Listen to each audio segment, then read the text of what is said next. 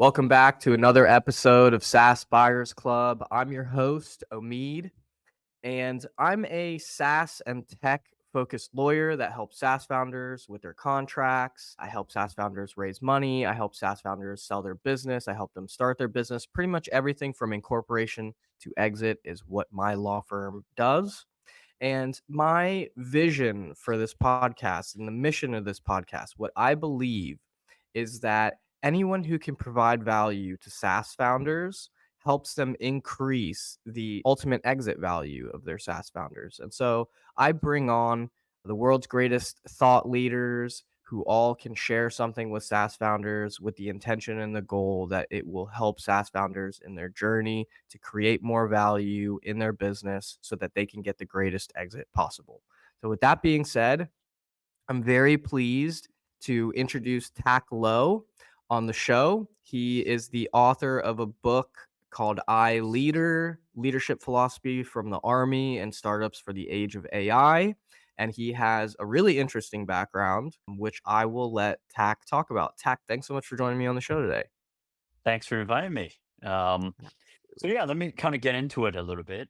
Calling in from Armenia, where basically, if it's in kind of next to Iran, actually. Funnily enough, on the way here, they were saying that the rockets were missiles were going over. So luckily, no wonder there was a little bit of turbulence when I was in the plane.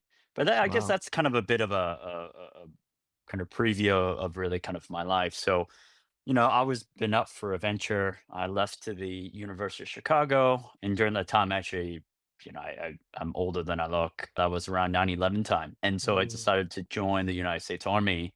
When I saw the Twin Towers fall down, I was like, well, I got to do something. I want to be a part of something kind of bigger than myself. So I joined the military, United States Army. I literally just went to the recruiter's office and joined the military, was stationed in Korea, and then came out, worked in DC for a little bit as a consultant. Went to business school in London afterwards because I said I wanted to kind of do the international bit. And then after that was kind of my career as an entrepreneur. And so I first had my own startup, kind of fizzled out. There wasn't much there. Then, luckily enough, I had applied to Techstars, and they ironically said, "Well, don't apply to us as a startup. Why don't you join and join us?" And so I decided to do that. So I joined the New York office, and I worked there for 3 months. Yeah, 3 months, and then they came back and said, "We're opening up the London office," and then went to London and, yeah, did that, built a startup community, and from kind of nothing, and, I don't wanna claim all the credit, but, there were a bunch of people, it was just the right time, right place.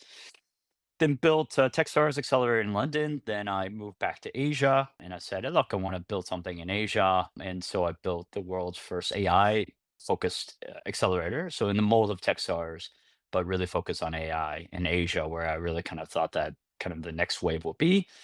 Built it up, invested in 60 companies, and it's fantastic. I have some great kind of companies doing well. Some of my companies have raised from Sequoia in India, from Korean Development Bank, Soul Robotics. So pretty proud of the portfolio overall and the founders there. And then now I'm focused on AI and fertility. mm. And so kind of my focus is we're not having enough babies. And this has been a trend that's been going on for the last couple decades.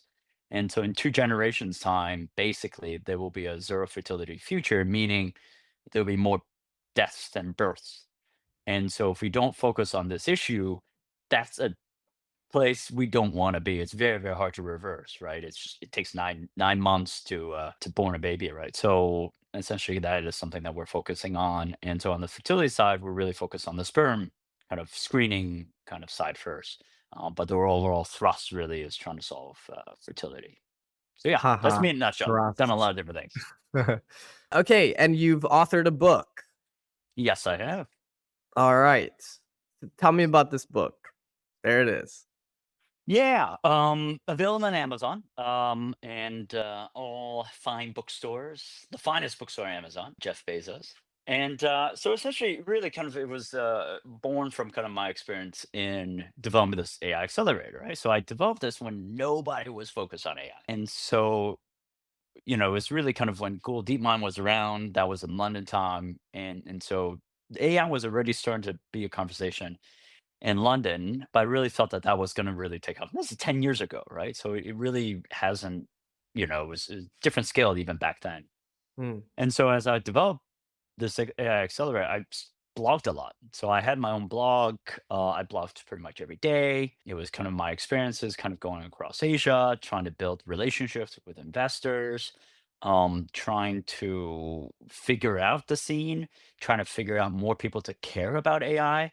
Through that, luckily I retained the blog. I mean, I took it off. It was on Ghost, I believe, before, but it still had the JSON file. And so during COVID, I said, look, I still have the JSON file. Let's parse it and let's, do I want to, put it back online? And I said, yeah, why don't I do a book? It was during COVID again. I was just like, I've always wanted to write a book.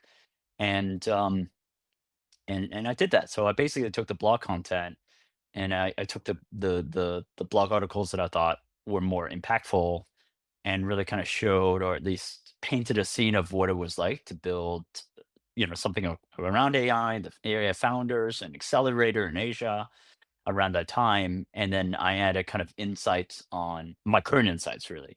Hmm. And do you have a book? No, I'm thinking of Not yet. writing one. Not Yeah, yet.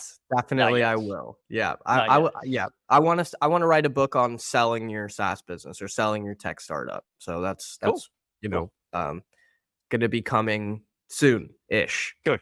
Yeah. How There's long did it take always you to write the book? ChatGPT. Yeah, that's the thing. It took me even with the content, right? It still took me almost a year to get everything, right? So, you have to I worked with Reedsy, which is a UK kind of startup. It's like a marketplace for authors. So I Mm. found an editor, I found a graphic designer. I didn't go cheap.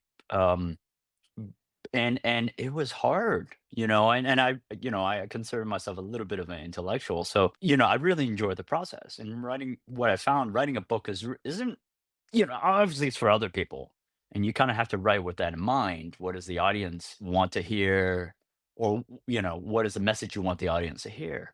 So let's actually But talk it about that. I'm super okay, curious, yeah.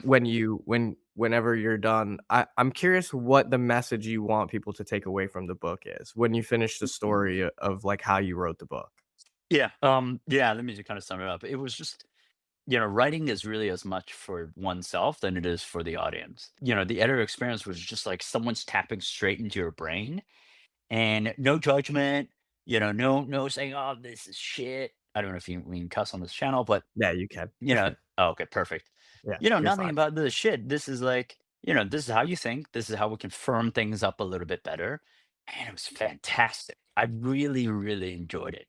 Mm. And, if you write a book and there's no more powerful feeling than this is pure me. There's no AI. It's pure my thoughts, and it's a physical format. And I don't know. It's. I've written blogs. I've written a lot of content. I've got my IG channel. But writing a book is the purest form of self-expression. Hmm. Um, it's a skill that you learn when you're 8, right, 7, and you would think that anyone can write. Anyone can write, but it is truly the one thing that expresses how you really are. It's like a direct line into your soul.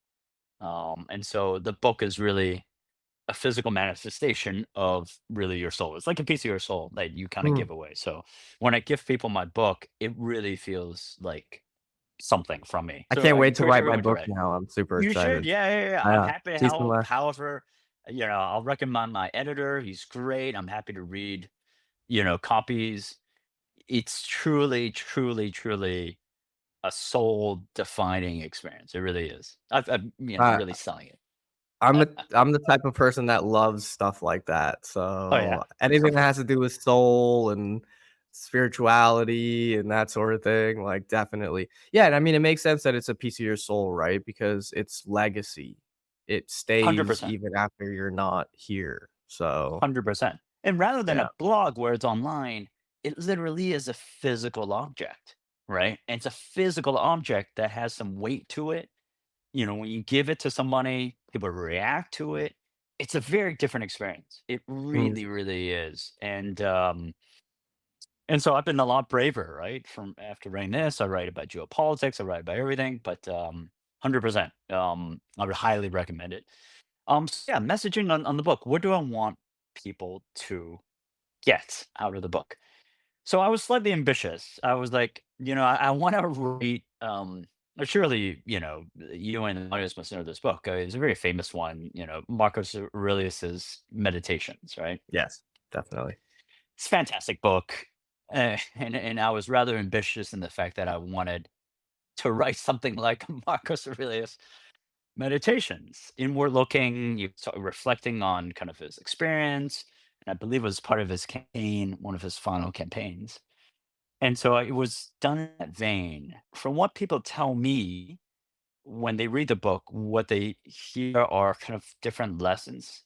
It's kind of like this. Everyone reads the book differently. And Mhm. as much as it's kind of my lessons on leadership, people will take different things from that experience. And Okay. so the reason why the cover is, kind of eye and there's an eye in the eye is it's actually supposed to be kind of like a mirror. It's supposed to reflect you as the reader and your kind of thoughts. And the book only serves as a mirror and serves as kind of a time where you read into my story, but ultimately, I want you to take that time and my words to inspire you to think about yourself and your leadership. And that's basically it. It's like a, Got it. psychologist type of thing. Yeah, it's like a self-reflection book. Like, as you Yes. read and relate to this book, it will reveal insights to you. I About love that. yourself. Correct. Correct. Yeah. Yes. So, what are the key things that founders need to know about leadership that they can find in your book? I Like, think the most important thing is really, really trust in kind of your style and trust in your instinct. I'm very much into like there's like the Silicon Valley way, there's kind of prescribed kind of ways to fundraise and everything. And what I've seen in working with, 300 founders, over 300 founders, is everybody has their own way. Every story is a little bit different. So you can read all you want about how someone should be doing things. You can read my book about how I should be doing things. You can read kind of Elon Musk book, but everybody has their own journey. Everybody has his own story. Everybody lives in the real world. And there is no right answer to that. The biggest thing is really trusting yourself and trusting that process. And you might not get it right the first time. And that's okay, right? That is part of the journey. Don't beat yourself up if you're not getting there. Um, don't suffer, right? Try not to suffer too much and just try to appreciate the journey as you're living it. I think that's really the most kind of important. one of the big lessons from the book is trust yourself. Can you share with us, like, a little snippet in the book how you communicate that? Is there a story in the book? Is there a message? Yeah. Like, how does that Yeah. how does that point come across? I think if you kind of the totality of the book, if you read kind of the entire thing, you'll kind of see that. But I think like one of the stories that I really like the most is really kind of describing my Sergeant Willie is his name, funnily enough. So he was one of the sergeants that I worked with. I was trying to make a kind of an analogy about leadership, and Sergeant Willie was an ugly motherfucker. He was really like, you think you seen ugly? No, he's pretty ugly. Wow. His skin was pocketed. He wouldn't really talk. He would growl. I mean, he's always smoking. You never really see his face either because there's always, cigarette smoke around him. Um, he would never call me, he'd just call me low. Low. Get over here, low. Um, but he was, the definition of a man's man, right? And he was a leader that people followed. He was, all the troops followed him. They would trust him because, he seemed to be he was the type of person that would care about the group and care about leadership and care about people. And so I guess to that story, the idea is, leaders can be ugly son of a bitches, can be pretty son of bitches. But you know, leaders come in all shapes and sizes, and as long as you kind of trust yourself, trust that you're trying to do the right thing for people, you know, you can be a leader as well. Even a ugly guy like Sergeant Willie, womanizer, drinker, could be a leader that, our troops trusted. So anybody can be a leader. So that I think that Mhm. was kind of one of the stories. So you said was, so I was like, did he Uh, is he not he is around? still around. I asked, like, we've got a Facebook group, our 50th engineer company. I think I did ask. There's a couple of the sergeants that did pass away, but yeah, no one really knows where Sergeant Willie went. And he's definitely Hmm, not in the Facebook group. So yeah. how mysterious. Was he a figment of my imagination? Maybe he is. Possibly.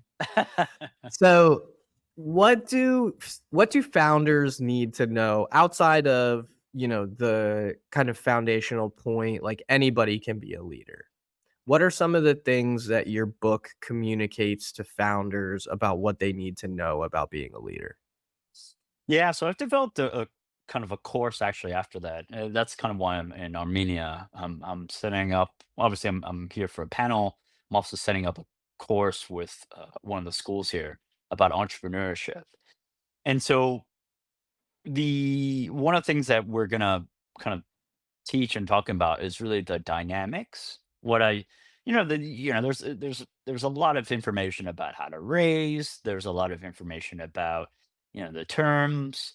So I'm not generally interested in the technicalities of things. I'm more interested in like dynamics of things.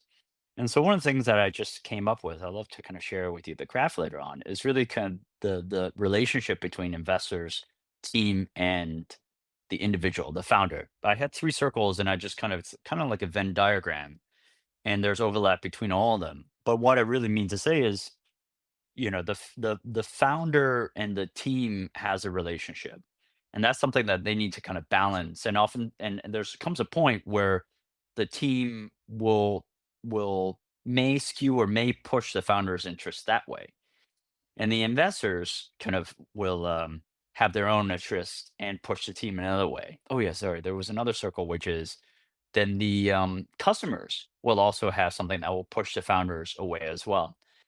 And so what the founder really kind of has to kind of really always be centered around is really understanding the dynamics of all the stakeholders that are influencing his decision or his or her decision, and make the wise decisions, right? So the investors really care about optimizing the company and making sure you're fast growing so that they can return the fund for the LPs, right? And and their interests sometimes is against yours, because, we all like to think that, investors are on your side, but actually they're not. They're on the LP side, because if they don't, they can't raise their next fund. Your founding team in the beginning will be aligned, and hopefully will always be aligned. But there are certain points in life where they might have to bow out, right? They might say, "Look, I want to focus on family. I might have other things to do. I want to focus on other things." And so that's something that needs to be juggled as well. On the customer side, they want, to have passion about what you do. They want to buy into what you do. And they want to make sure that you deliver on the product that or service that you promised, right? And so that's another kind of factor. And then you're in the middle trying to kind of balance all that. So um, understanding those dynamics and making sure that you're always centered and not being split one way too much or being split the other way too much, I think is really kind of the key, and something that through the book and the content that I'm trying to, or at least the course that I'm trying to create, is something that I want to explore. Hmm. And the key aspect of both the book and this course that you're trying to create, it sounds like, revolves around this concept of, as the founder, you sit at the center of this Venn diagram of these like multiple Right. circles and always staying connected to these various stakeholders, Right. making sure to balance all of these various dynamics with these stakeholders. 100%. So I think being aware of it is really important, and being aware of it not as independent little things, right? And VCs is one that, but it's the fact that they balance and they tug you away from kind of what you want to do sometimes. So I think being aware of it, I think, is the first part. And then second part is once you're aware, then you can develop a plan on how to manage that. For example, with the founding team, I want to develop I want to have a cycle of every month or every 2 months to sit down and really talk it over as friends to try and identify, like, aside from work, how are we doing? What's your current situation? And are we doing the things right? And it goes both ways, right? Like, are you failing me? Are you helping me? Are there parts in your life where I should be aware of?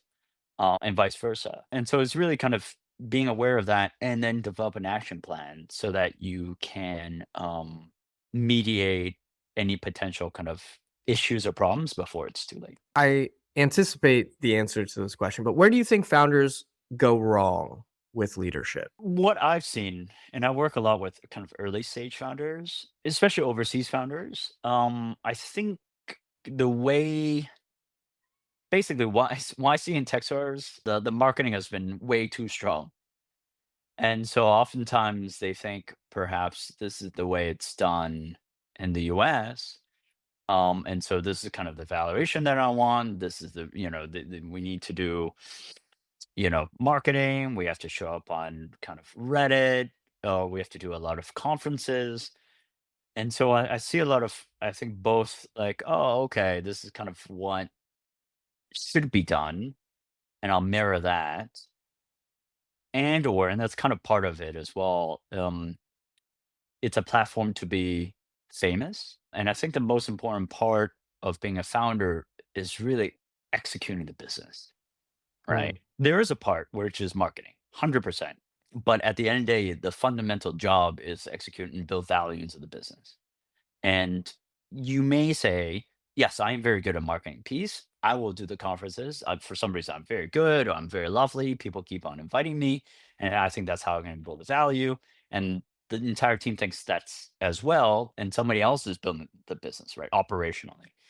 That has to be a real concerted decision. But I oftentimes do see kind of early stage founders kind of being just enamored with the game, enamored with the fame, mm. enamored with just being a founder. I don't think that's healthy, right? I don't think that's healthy. And let me kind of give you a reason why I don't think it's healthy. It gets in your head, you know. It gets in your head. Kind of the ego goes, inflates. You feel like a celebrity, and you forget about the things that matter. I've done so many stars now that despite me going to the conferences and everything, I think I have a pretty good kind of stance on where I stand. I never believe my hype too much, Mhm. and I think it's good to be grounded that way. And so I think I see that a mistake a lot. I also have kids, and they kind of bring me back to to what I need to do. So I think having so the way to plan and to manage that, I think founders really need to be super aware of that and always have kind of a way to step back, mentally step back, think whether they're playing founder and whether that is effective, right? Rather than just saying, let's go for it, or, it's a free trip and it's exciting and that type of thing. Let's put it on IG and, maybe that would be cool. So that's the thing that I would say I see a lot, unfortunately. It sounds like what's really important to you is, so even in the model that you described in terms of staying connected to the dynamics, right? Staying Mm, connected to the investor dynamic, staying connected to the team dynamic, staying connected to the customer dynamic. Even the advice that you gave in terms of what founders often get wrong, they start to buy their own hype too much. Well, they've fallen outside of connection to that framework dynamic in yeah, terms of, there's the investor, there's the customer, there's the team, and then there's yeah, them. They that's right. have leaned too hard into the them That's piece. right. Yep. Yeah. Yeah. That's a good way to put it. Yeah, into that context. Yeah, into that framework.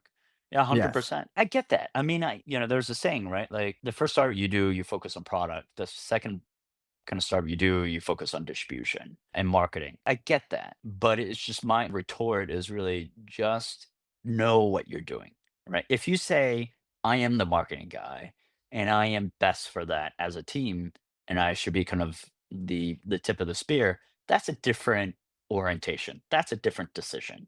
If you say, "Well, I just want to go because like it's fun," maybe you don't say that it's fun, but in the heart of hearts, you're like it's fun. Then that really isn't kind of the right orientation. I'm not poo-pooing fun. We should all have fun. We're building a startup, but ultimately, it is a business. If you take investor money, right, you kind of have an obligation to really try, right, to return that capital. And really, honestly, if you're building a company, like we want to become rich, right? When you're building a company, you want to add value, right, into your company. Let's not forget about that. That's the thing. Let's not forget about that. What are some other like keys to leadership that you'd say are important based on your book? I'll use a very specific example. In fact, I was just talking to her the other day. The company's called Bianca. Bianca from Wati, Wati. They were invested by Sequoia. They're basically a CRM based off of WhatsApp. And so before there was WhatsApp Business, there were the CRM. They helped you kind of manage contacts on, and so you and automation, right? So you can send 200 messages at once. They kind of had the auto reply and that type of thing. And WhatsApp is used overseas quite a lot, right? And so it was really kind of messenger for business, Facebook for business, and messenger for business, but on WhatsApp. I think that relentless kind of optimism is something that is pretty critical. Before Sequoia came in, they came through Accelerator in Hong Kong. There's not as much kind of angels, not as many angels as there are in the Valley, as there are in the US. And so Bianca was, pitching almost everybody and their mom, right, would get pitched. But you never saw kind of her lose her smile. And I guess that relentless optimism is something that is very critical. I guess it sounds easy, but it's actually really hard to do. Really, Hmm. because it's easy to be jaded, right? It's easy to be jaded. It's easy not to enjoy it. It's draining. Like every single time I pitch, like I put my all into it. All right. I don't know about you. You might have like unlimited energy, Oh, but like, no, you're like, "Yeah, it's draining." I'm like, "Yes, it's draining." oh, okay. Yeah, it's Any draining. sort of entrepreneurship is incredibly draining. I mean, It's draining. It's and I tough. I was mean, I was just having a conversation with someone yesterday where I was like, I don't even remember the question that they asked me, but the answer essentially was the founders who are successful are the ones who can pitch on the 999th no with the same energy of the first pitch. that's probably the right thing. Yeah. Yeah. With the same conviction, with the same energy, with the same optimism, Bianca has that. And she has a smile on her face. And it's like, but imagine it's like, did I mention this? I think I did mention this. It's like Adele, right? Singing her song, right? She has to sing the song. Imagine her singing, whatever. Rolling in the deep. Rolling the Deep, right? Yeah, She's probably rolling in the deep. I think it was about, like, an old boyfriend, right? But she has to I go feel in like every all of her single. songs are Yeah, about that's old probably right. boyfriend. That's right, exactly, right? But then she has to channel the emotion, otherwise her fans will say, "You're not feeling it." So she has to go back into that feeling every single time, right? And that's the same thing. The fan has to go into that pitch every single time with the same conviction, with the same mission, and the same optimism, right? And so it is incredibly draining, but it has to tap in that. And so going down one level deeper, the reason why on LinkedIn I call myself kind of a mission driven leader is because for me, and everybody has to find their own purpose. For me, it has to be about the mission because if there's no other thing, in 999th pitch, there has to be something that I will go and still pitch that thing because that mission is really, really important. And that's something I learned when I was in the military. Like if you don't have a mission, you don't have purpose, don't do it. Like, don't do it. It's a waste of time, it's a waste of space, it's a waste of your energy. And until you find that, there are people that say, I want to build a side hustle and that type of thing. That's a different approach. My approach is find a mission because it will be shitty. It will be hard. But if you find a mission, it won't be hard. It won't be shitty. It will be something driven. What advice do you have for founders to help them in the mission Funding. to find a mission? Like, that's the hardest part. I do not have. So I'll give you a personal example. So my career has been kind of 3 or 4 missions. One, join the military. high conviction. I was like, "Yep, join the military," after 9/11. Second one was being an entrepreneur. I was like, "Yep, gotta do it." No more excuses, gotta be an entrepreneur. AI accelerator. I was like, "Yep, AI is the thing." And no, it wasn't as big as it was, right? And so I was like, "Nope, that's it." And then fourth, which is now kind of the fertility thing on sperm, on thrusting into sperm. Um, Wait, what was it third? Because the first one was military, second one was entrepreneurship. What was the third? AI. Focus Okay, on AI. AI, Yeah, and develop the now AI it's accelerator. fertility. Yeah. Yeah, Okay, fertility. cool. Yeah. And so it's a lot of inputs basically and a lot of time. I don't think there are any shortcuts. There's a lot of inputs, time, and then going. So the way I would explain it, and it's in the book. If you've seen Braveheart, right? Yes, love that movie. Yes. Braveheart is fantastic. Old school movie, but fantastic. But it's in my book. There's a particular part where basically, Mel Gibson says, I think it's the English troops kind of rushing into the Scottish troops that Mel Gibson is commanding, and the English troops are coming, and he's like, hold, right, Mm, hold, and then go. And I've noticed that pattern in my life, right? Where how a mission comes is you just hold and you hold and you hold. You try to get all the inputs. You try to understand the work. There might be pressures to go. There might be pressures to make a decision, but just hold, lengthen time, and then you go. Because the worst thing you can do is making the wrong direction, right? If you know the direction is right, you will save yourself a lot of effort in the end. So you gotta hold and hold, and you try to get as much information down to the last second before you make that decision. Take a look at Tom Brady, take a look at Joe Montana, take a look at any sportsman. They always say when there's pressure time, time slows down. And I cover this in my book. I always like that phrase. What does it mean time slows down, right? What does that really mean? And I think what that really means is they are not rushed. They do it at their own pace, right? Obviously, they're looking the clock and they know it's ticking, but they're sportsmen. They've been doing it for years, but they're slowing it down. They're deliberately slowing it down. They want more information, as much information as possible, so that when they make that decision, and they only have time for one decision, that decision is the right decision. So, to answer your question about mission driven, I think it's really wait and hold. Hold, hold, hold. Don't be forced to make a decision and try to get as much information as possible and make that decision at the last moment that you can. And I think that's usually the right decision. yeah, what I am hearing, what I take away from that is the waiting is also waiting for the right moment. Because if you take that example of Braveheart, the reason why he was telling everyone to hold was because he saw, that if they held, there would be a more opportune moment and, seizing that opportune moment. Or even in the instance of the quarterback, who's being rushed, for example, they're trying to sack him and he's like looking for that perfect pass, but he can only find that perfect pass if he holds out until the exact moment that it opens so he could fire that ball to that person.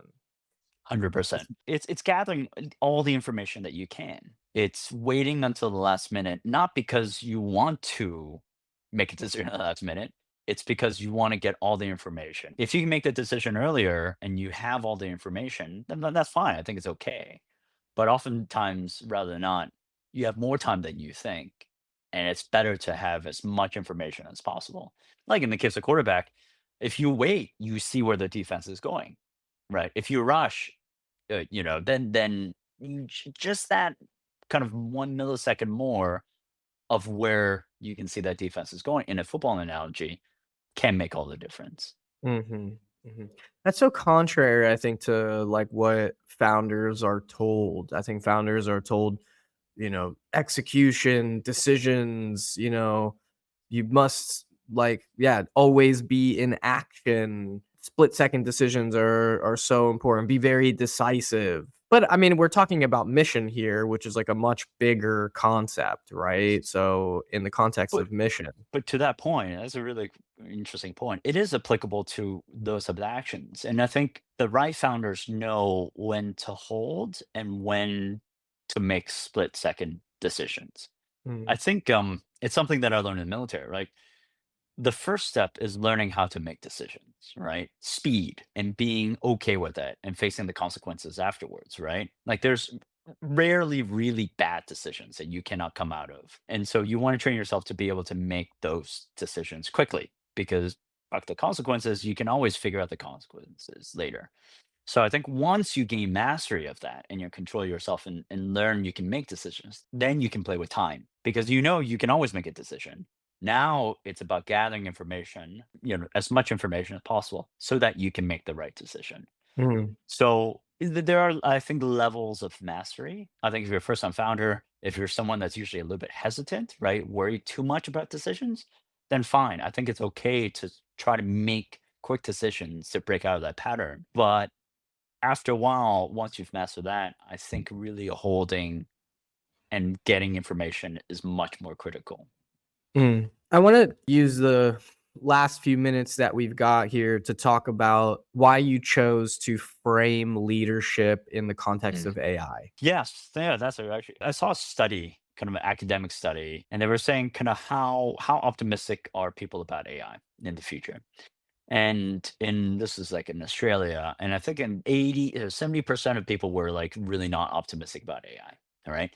It's gonna take our jobs, it's gonna create so much turmoil, et cetera, et cetera. And why I want to write this book and really want to focus on humans is because even in this kind of age of AI, there's a lot of turmoil, there's a lot of geopolitics going on. It's still human leadership will never fade away. We can, Mm, our menial tasks, you know, content creation, most content creation will be AIfied, and that's fine, right? That's okay. Even R and something like that. But there's always going to be a role for human connection, human leadership, human resonance, and we should never kind of forget that and don't lose confidence in ourselves as humans, right? I think I kind of end with this message in the book, going back to the academic research. I think there's a certain pessimism of where the world is going. The reason why we kind of think that AI is going to take jobs and be pessimistic is because generally I think we're pessimistic about the world. We think we should be machines, right? Our tasks should be optimized, our time should be optimized, whatever it may be, we should be more efficient. But recognize the human elements in ourselves, right? Recognize and be okay with being lazy sometimes and be okay with being a flawed leader. Those are not bad things. And if we and every one of us truly embraces those also flaws as well and really don't seek 100% perfection, that makes us humans. mm. And that is needed in this day and age where AI is going to take most everything, but human leadership and being human still matters. And the people that do will be great leaders. Wow. Amazing. Tack, Thank you very thanks much. so much for joining. This has been a great conversation. I've really enjoyed it. Thank you very And much, Omeed. absolutely. Absolutely. And for all the listeners out there, as always, you'll be able to find Tack's information, his social media, LinkedIn, in the show notes below. I'll also link his book. So you'll be able to get his book off of Amazon. Jeff Bezos, the tech librarian overlord. Exactly. Exactly. And make sure to check his book out. Super interesting. I'm definitely going to get a copy for sure. And Tack, thanks again for joining. And for everyone out there, this is another episode of SaaS Buyers Club. This week I interviewed Tack. Make sure and join us next week as well. Thanks for joining, everyone. Cheers.